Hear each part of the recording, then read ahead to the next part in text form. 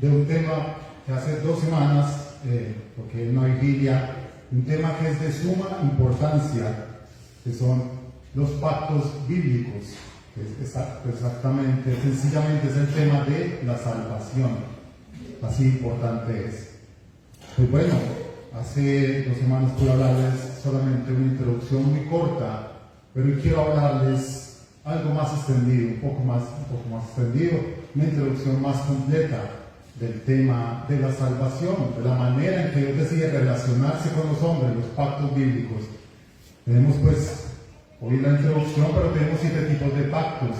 El pacto de Dios con Adán, el pacto de Dios con Noé, el pacto de Dios con Abraham, el pacto de Dios con Moisés, el pacto de Dios con David.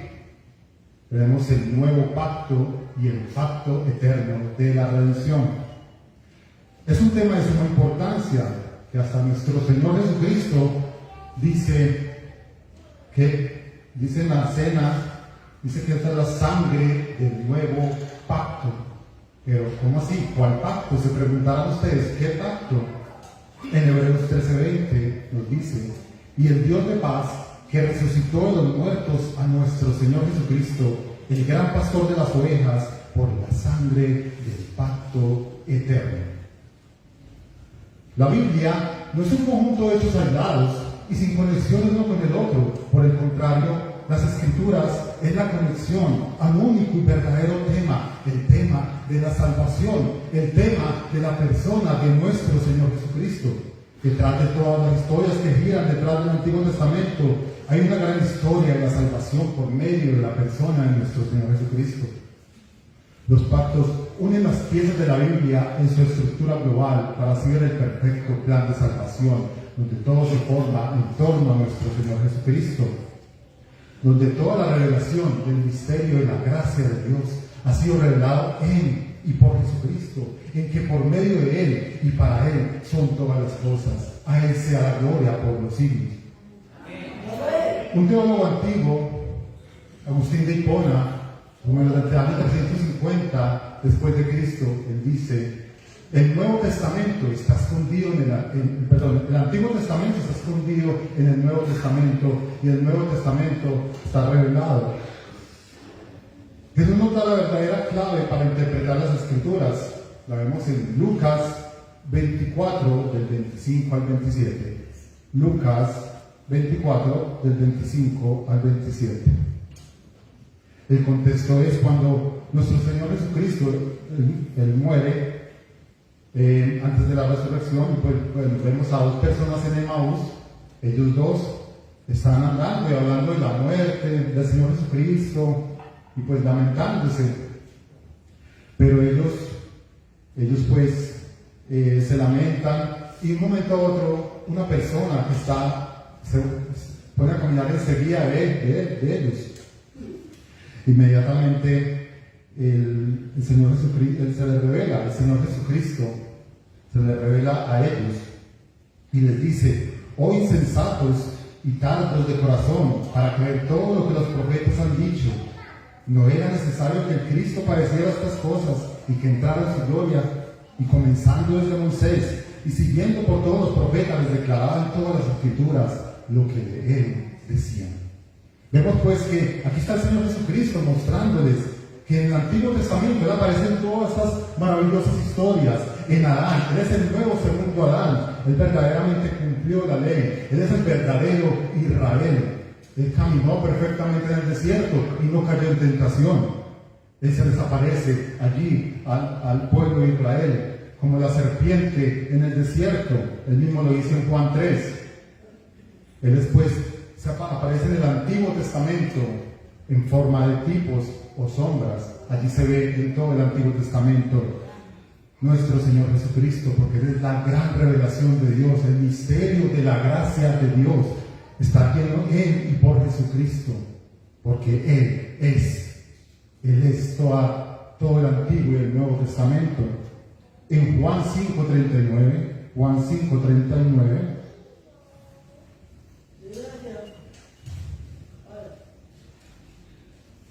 ¿ya están allí? Nos dice el Señor Jesucristo a a los judíos, le dice a los religiosos, escudriñad las escrituras, porque a vosotros os parece que en ellas tenéis la vida eterna, y ellas son las que dan testimonio de mí. Es el Señor Jesús diciéndoles que hasta el padre Abraham llegó a verlo, llegó a ver esa promesa, donde Dios le dice, un hijo tuyo será el que me heredará. Mira ahora los cielos, cuenta las estrellas y las puedes contar, asimismo será tu descendencia. Y el Señor Jesús cuenta en Juan capítulo 5, verso 58, Él nos dice que le dice a los judíos, Abraham llegó a ver mi día, lo vio y se gozó. Vemos pues la maravillosa, Él les cuenta pues que Él aparece en todas las historias y que es el plan perfecto de salvación desde el Antiguo Testamento. Toda la Escritura es inspirada por Dios, como nos decía el pastor en estos días, es exhalada toda la Escritura. Es increíble cómo el Espíritu Santo se reveló a más de 40 hombres, distintas culturas, distintas lenguas. Ninguno de ellos se conocía uno al otro, ninguno de ellos era conocido. Pero el Espíritu Santo de Dios los utilizó y todos hablando de un solo tema, el tema de la salvación, el tema de la persona de nuestro Señor Jesucristo. ¿No es increíble esto? Es increíble cómo se revela en el Antiguo y Nuevo Testamento un solo plan, el plan de salvación en la persona de nuestro Señor Jesucristo. Ninguno de los detractores de la Biblia puede negar esta revelación tan impresionante, que nos hable de un tema tan perfecto, que la Biblia sea tan perfecta e inigualable. La Biblia no necesita agregarle nuevas revelaciones, que muchos quieren ahorita agregarle nuevas revelaciones del Espíritu, nuevas profecías. No, el canon ya está cerrado, la Escritura ya está cerrada, y la última revelación ha sido la gran revelación, el misterio de la gracia de Dios por medio de Jesucristo, porque en Él y para Él son todas las cosas. Él es la más grande revelación escrita.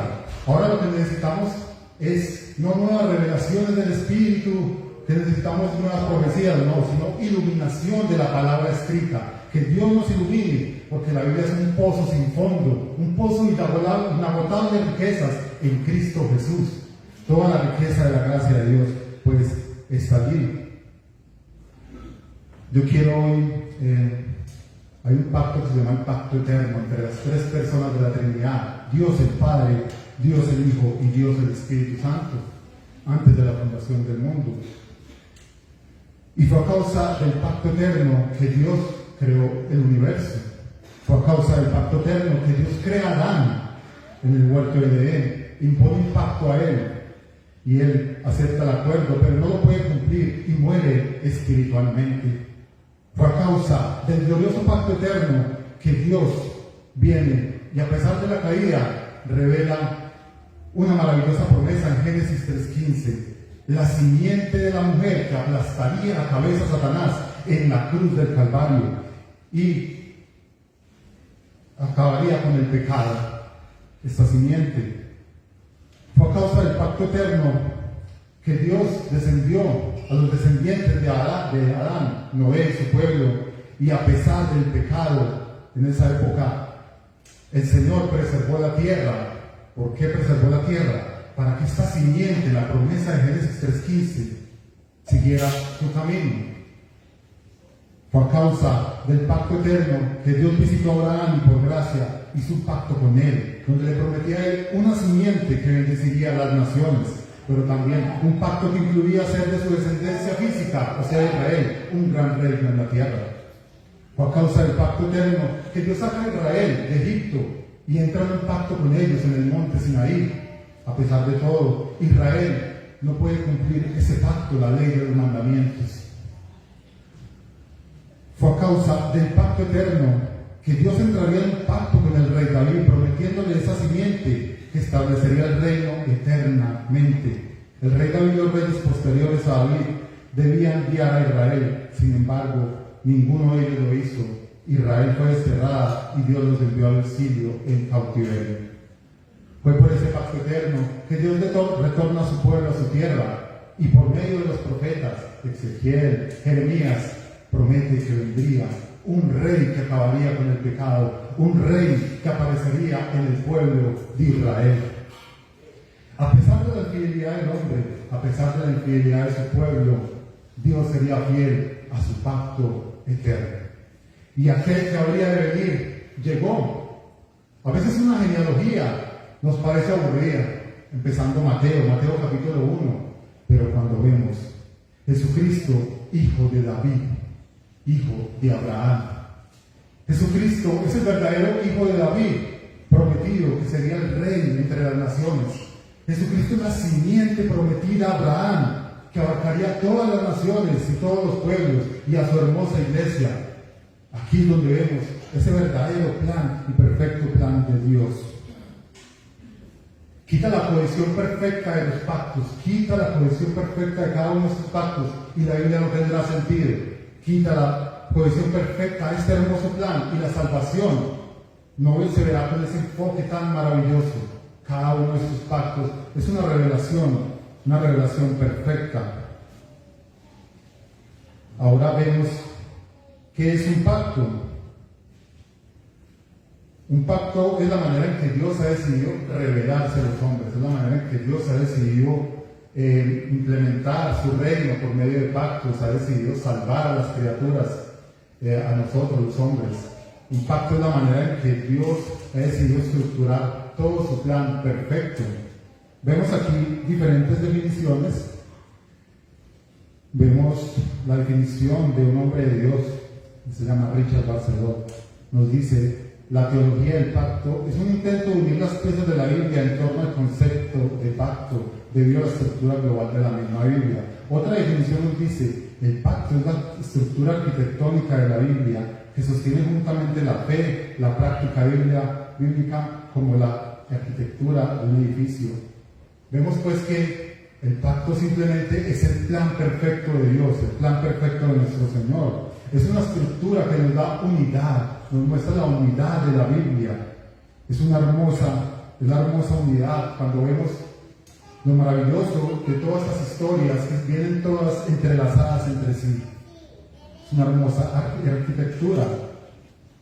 Es como un edificio, los cimientos, las columnas, y se va construyendo un hermoso edificio hasta formarlo completamente. Asimismo son los pactos bíblicos, hasta fue formado en Cristo Jesús.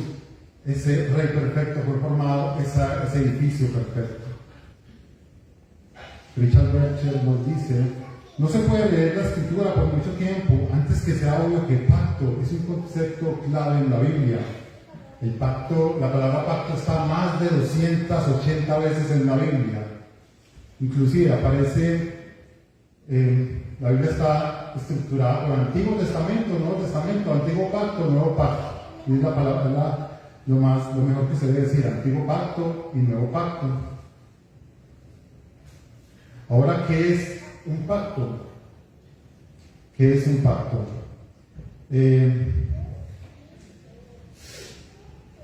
Vemos que un pacto en el Antiguo Testamento viene de la palabra hebrea berit, que significa como atar o unión entre dos personas, un acuerdo entre dos personas.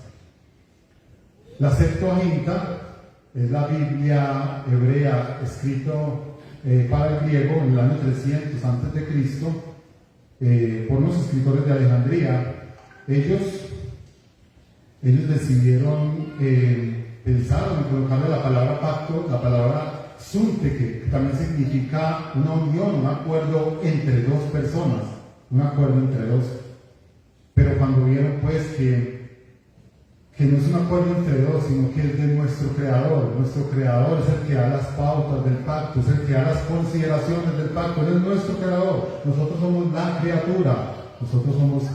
criatura, entonces ellos decidieron mejor colocarle la palabra diateke en griego, diateke, que significa como uno que da su voluntad.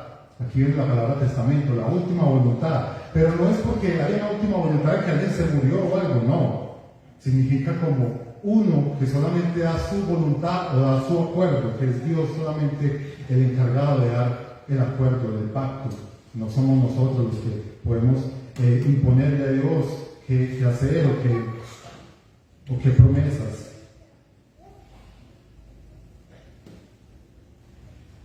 Ahora vamos a mirar la definición pues, de varios autores sobre la palabra pacto. John Gill, un teólogo bautista muy importante, y tuvo esta definición. Un pacto es un contrato entre iguales. El problema con esta definición es que no es un contrato entre iguales, sino que Dios es nuestro creador, nosotros somos la criatura, nosotros no podemos imponerle nada a Dios, nosotros no podemos ordenarle a Dios nada. Es Dios, como les digo, que da su acuerdo. Pero John Gill, él después dice que no se trata de dos iguales, sino que él se refiere al contrato entre iguales, es referente a las tres personas de la Trinidad, Dios Padre, Dios el Hijo y Dios el Espíritu Santo. Ahí cambia mucho más el concepto, pero no es el concepto que en sí se necesita, debe ser un concepto más global, la palabra pacto o convenio. No debe ser solamente de una parte de un pacto, no, de todo, tiene que abarcar todos los pactos, completamente. Hay otra definición que nos dice, un pacto es una promesa bajo condición. Pero yo no veo que en todos los pactos haya una condición. Por ejemplo, en el pacto de Dios con Noé. El pacto de Dios con Noé nos dice pues que él decidió no acabar la tierra con agua. Ahí no veo una condición, fue por la pura gracia de Dios que Dios ha decidido salvar la tierra.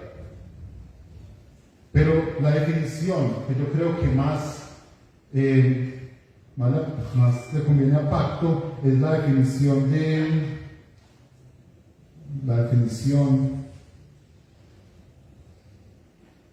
del pacto, donde Nehemías nos dice que es un acuerdo legal y divinamente impuesto de Dios para con los hombres. Es un acuerdo solamente que viene de parte de Dios, no es un acuerdo entre iguales, es un acuerdo solamente de parte de Dios.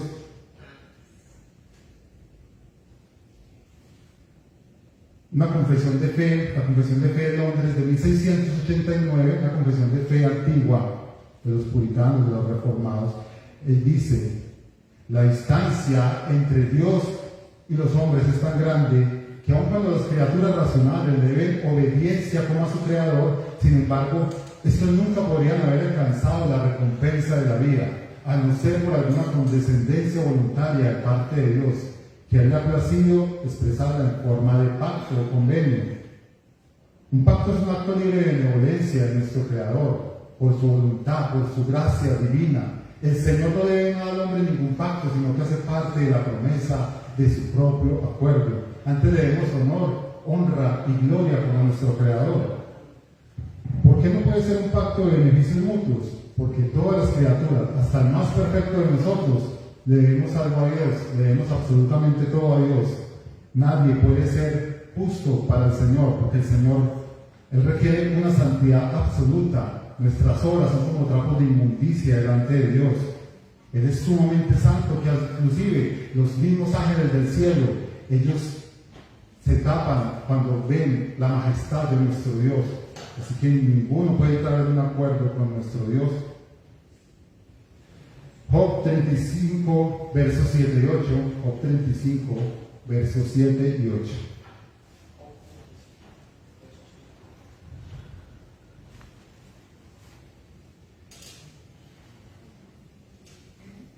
Dice: si fueres justo, ¿qué le harás a él? ¿O qué recibirá de tu mano? Al hombre como tú dañará tu impiedad, y al Hijo del Hombre aprovechará tu justicia. Vemos pues que podemos ser justos para con nuestro prójimo, podemos ser amables para con nuestro vecino, y nuestra impiedad dañaría a nuestro vecino. Pero ¿qué le haríamos a Dios? Nuestras obras de injusticia, ¿qué le haríamos a Él? Si Él es perfecto, Él es santo y puro, tiene una santidad inigualable, no le podemos dar nada a Él. Lucas 17, verso 7. Lucas 17, verso 7. ¿Quién de vosotros, teniendo un siervo que haga o apacienta el ganado, al volver del campo, luego le dice: pasa, siéntate a la mesa? No le dice más bien: prepárame la cena, síguete y sirve hasta que haya comido y bebido, y después de esto come y bebe tú. ¿Acaso da gracias al siervo porque hizo lo que se le había mandado? Pienso que no. Así también vosotros, cuando hayáis hecho todo lo que ha sido ordenado, decid, siervos inútiles somos, pues lo que debíamos hacer, hicimos. Vemos pues que así debemos ser llamados nosotros, siervos inútiles.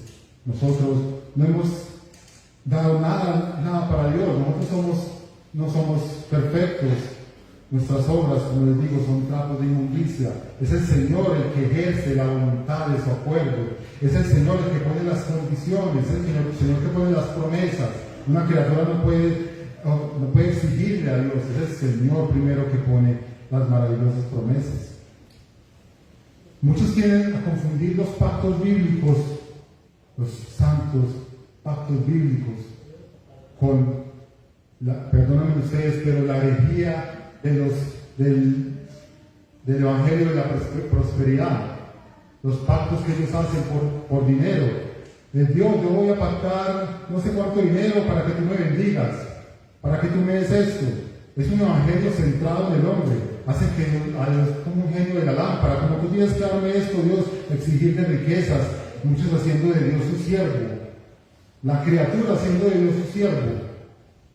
Es Dios verdaderamente que por pura gracia y por pura misericordia que nos ha dado bendiciones. Nadie puede exigirle nada a Dios. Esto me parece una blasfemia, me parece algo terrible. Los pactos que se hacen por dinero. Yo voy a pactar esto, Dios, para que tú me des un carro, para que me des riquezas. Es un evangelio centrado en el hombre. Pero no es así, se empieza por Dios el Creador y nosotros la criatura. Y Él es el que da condiciones del pacto, Él es el que da las promesas, Él es el que nos dice verdaderamente cómo es el acuerdo, cómo son todos los acuerdos. Hay muchos que dicen, no, es que yo me puedo acercar a Dios de cualquier manera, hay que ser buena gente, hacer buenas obras, ser buena persona. Es que no, yo me acerco a Dios, no, está establecido por la palabra que Dios nos ha dicho la manera y que Él ha decidido salvarnos por medio de Cristo. Es la misma palabra, la sola escritura como única norma de la fe y la conducta. Es la única palabra que nos dice el término de la salvación, nos dice absolutamente todo cómo debemos actuar. Vemos otra definición de un hombre de Dios, nos dice: cualquier trato entre Dios y los hombres, Dios siempre tiene la primacía y direccionamiento, como Cristo les dijo a sus discípulos, que ellos no lo habían escogido a Él, sino que Él los había escogido a ellos. Así podemos decir que el hombre no ha entrado en ningún momento en pacto con Dios, sino que Dios ha entrado en pacto con el hombre, pertenece a su soberana majestad, al fruto de su infinita bondad, proponer y ordenar los términos de una relación de pacto entre Él y su criatura. Por lo tanto, el pacto que Él ha hecho con los hombres es frecuente llamado en las Escrituras como el pacto del Señor. ¿Está Dios obligado a algo con sus criaturas? Por supuesto que no. Él es nuestro creador y nosotros la criatura. El acto mismo de la creación nos pone como la criatura, bajo una obligación para con el creador. Pero la creación no pone al creador en una obligación con la criatura. Es Dios que nos dice los términos, es Dios que nos da las promesas, es Dios que nos da el convenio, es la manera en que Él decide relacionarse con los hombres. Nosotros nunca le podemos decir a Dios cómo debe actuar. Dice la palabra: no lo hago por causa de ustedes, sino a causa de mi propio nombre. Es a causa del nombre de Dios. Él tiene su plan, Él tiene sus pensamientos, Él tiene todo su plan escrito en la Biblia, sus mandamientos. Él es un Dios de conocimiento, no es un Dios que viene a improvisar, como muchos dicen. No, es que yo me acerco a Dios, a mi Dios, de cualquier manera. No, Dios ya está establecido en la Escritura. El Dios quiso el mundo y todas las cosas que en Él hay, siendo Señor del cielo y de la tierra, no habita en los templos hechos por manos humanas, ni es honrado por manos de hombres como si necesitase de algo, pues Él quien da todas las cosas, la vida y aliento y todas las cosas. Dios da de manera unilateral el pacto con el hombre. Dios pone los requerimientos. Es Dios que actúa y Él lo ha establecido. Es Dios que da las promesas y Él se adhiere al pacto. También hay consecuencias si se viola el pacto. Vemos que el matrimonio es un pacto. ¿Qué pactan los dos que se van a casar? Pactan compañía, compañerismo. Es una promesa, pero un juramento, y el sello es el anillo. Asimismo, es el pacto de Dios. Él nos promete compañía, nos promete ser la roca de los tiempos, nuestra seguridad. Él es nuestra salvación. Él nos dice: yo te protegeré, yo seré tu escudo, yo te protegeré. Yo soy tu roca estandarte, ustedes son mi pueblo, yo soy su Dios. Estos pactos son seguros, estables, no son promesas cualquiera que viene a decir una promesa, no es una promesa segura de parte de Dios. Y Él jura por sí mismo, no habiendo otro por quien jurar, Él jura por sí mismo la promesa del pacto y cumplir este acuerdo. En Hebreos 6 aparece que Él jura por sí mismo. Un ejemplo de la fidelidad de Dios vemos pues en un libro que se llama Los Tratados Antiguos del Vasallaje, donde vemos dos reyes que hacen un pacto. Uno se pone al frente del otro, cortan un animal, dos animales, y pisan la sangre. Y el uno se dice al otro: si yo incumplo este pacto, tienes derecho a acabar con mi vida, si yo incumplo el pacto. Era un acuerdo muy serio, con juramentos, promesas. Vemos pues un ejemplo de la fidelidad de Dios en Génesis 15, versos 17 y 18. Génesis 15, versos 17 y 18.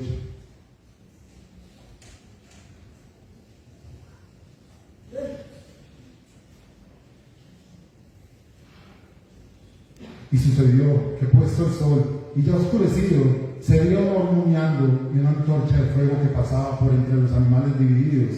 En aquel día hizo Jehová un pacto con Abraham, diciendo: a tu descendencia daré esta tierra, desde el río Egipto hasta el río grande, el río Éufrates. El contexto acá, vemos pues cómo Abraham se duerme y Dios hace el pacto. Él corta los animales y la sangre de ese pacto, y él quema ese pacto, y él hace mismo, él pone su cabeza en fuego y jura que él va a cumplir el pacto, la promesa de una descendencia eterna para Abraham, una descendencia que él lo cumplió por medio de Jesús. Pero él jura por sí mismo, y él es el Dios del pacto. Él es Dios Elohim, el que cumple el pacto, y él lo cumple. Es una gran certeza del pacto de nuestro Señor. Vemos pues que hay dos tipos de pactos. Pacto de gracia es recibir todas aquellas promesas que Dios nos da de pura gracia, recibirla por medio de la fe. Y está el pacto de obras, que es cumplir todos aquellos requerimientos que se requiere pues para cumplir el acuerdo. Un ejemplo de esto es el pacto de obras dado en Adán. Vemos pues que Dios crea la imagen de Dios, una imagen de justicia y santidad. Él tenía los 10 mandamientos escritos en la tabla de su corazón, pero Dios le pide que no comiera del árbol del conocimiento del bien y del mal. Ese es un acuerdo, ese es un pacto. Pero Adán incumple ese pacto de obras y muere espiritualmente. Toda la raza humana ha muerto espiritualmente por culpa de ese primer Adán. Vemos pues que ese es el pacto de obras. El gran pastor Charles Spurgeon dice así de los pactos bíblicos: los pactos son la médula de la divinidad, y agregó: aquel que no conoce los pactos conoce casi nada del Evangelio de Cristo. Los pactos son núcleos cargados de revelación de la salvación. Hay un desconocimiento general de los pactos bíblicos y su relación que hay en las Escrituras. Spurgeon también decía: la doctrina del pacto se encuentra en la raíz de toda verdadera teología. Se ha dicho que el que comprende bien la distinción entre el pacto de obras y el pacto de gracia es un maestro de la divinidad. La mayoría de los errores que se cometen en relación a las Escrituras están basadas en los pactos. Vemos pues que Spurgeon lo pone como la médula de la divinidad. La médula está en el centro de los huesos. El pacto es central en el plan de salvación. Es la manera en que Dios ha decidido salvarnos, es la manera en que Dios ha decidido revelarse, ha decidido estructurar todo este libro que se llama la Biblia. Está lleno de pactos. Vemos pues que en la Biblia hay Antiguo y Nuevo Testamento. Y esta tradición viene a partir de Tertuliano, Pero la palabra testamento en el griego, como les dije, significa como aquel que da su voluntad. No significa, significa que alguien murió y que va a dar sus bienes, su última voluntad, no. Significa como aquel que de manera unilateral, o sea, Dios, da su acuerdo y es de manera única, unilateral, como el único que da el acuerdo. Hay un término, el último término de este estudio de los pactos, es la cabeza representante. Esto también es digno de notar por nosotros que cuando Dios ha hecho pactos en los que la humanidad en general o algún número selecto de hombres en particular han sido involucrados, le ha agradado pactar primero con alguna persona, cabeza o representante público, en lugar de todos los demás que deberían estar involucrados en estos pactos. Por ejemplo, Adán y sus descendientes, la raza humana. Muchos no entienden los primeros capítulos del Génesis. Los primeros capítulos del Génesis son la base de la historia de la redención. Ese acuerdo entre Dios y Adán en el jardín del Edén, allí estuvimos todos nosotros involucrados en ese acuerdo. Fue un juicio de Dios con la humanidad. Y toda la humanidad quedó ligada por ese Adán. Muchos me dirán, no, pero es que, ¿cómo así que Adán nos iba a representar? Pues bueno, les cuento que no había mejor representante para la humanidad que ese Adán, que tenía la imagen de Dios. El apóstol Pablo pone la imagen de Dios como una imagen de justicia y de santidad en la verdad. Él tenía los 10 mandamientos escritos en la tabla de su corazón. No habría un ser más, en ese tiempo, no habría un ser después de Adán superior a él, a la santidad que él tenía, así que no había mejor representante para la humanidad que Adán. Pero Adán lastimosamente cae y cumple la promesa y él muere espiritualmente y con él todos nosotros hemos muerto. Se nos es imputado la injusticia de Adán. Todos los pecados han caído, nosotros somos manchados por el pecado. Todos nosotros tenemos injusticia delante de Dios. Solamente podemos dar obras de injusticia delante del Señor. Muchos dirán, ay, los 10 mandamientos, nosotros los cumplimos, no mentirás. Pues bueno, ¿nunca has mentido alguna vez? ¿Nunca robas alguna banana? Todos hemos incumplido la ley de Dios. Primeramente, el primer Adán incumplió, todos hemos muerto espiritualmente. Esa ley de los mandamientos ya está oscurecida para nosotros.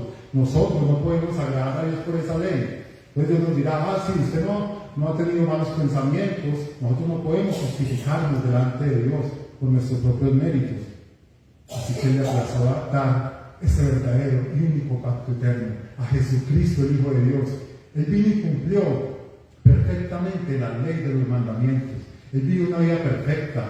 Él nunca fue acusado, nunca fue acusado de pecado ni por sus máximos contradictores, los judíos. Nadie podía decir nada de Jesucristo. Jesucristo vivió una vida perfecta.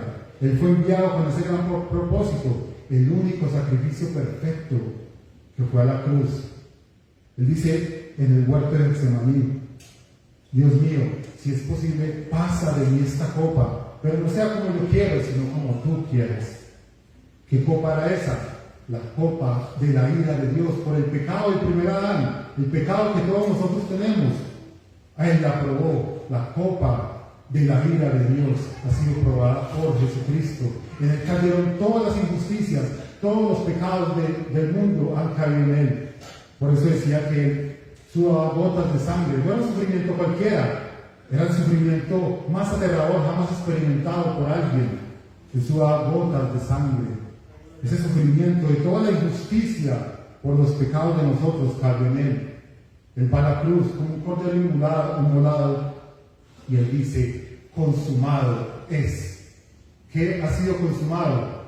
Que toda la ira y toda la ira de Dios fue puesta en Jesucristo por los pecados del mundo. Toda la injusticia que nosotros merecíamos. Él inmediatamente, Él dice, consumado es. Inmediatamente nos aplica la justicia que Él ganó en la cruz del Calvario, es aplicada a nosotros, si creemos en Él. Así que la invitación para ti, mi querido oyente, mi invitación es que si no has creído en Jesucristo como Señor y Salvador, puedas creer en Él y Él va a poner su justicia perfecta ganada en la cruz. la va a poner a favor tuyo. Él te dará un nuevo corazón, un espíritu nuevo y nuevos mandamientos. Y nunca más se acordará de tus pecados ni de tus iniquidades.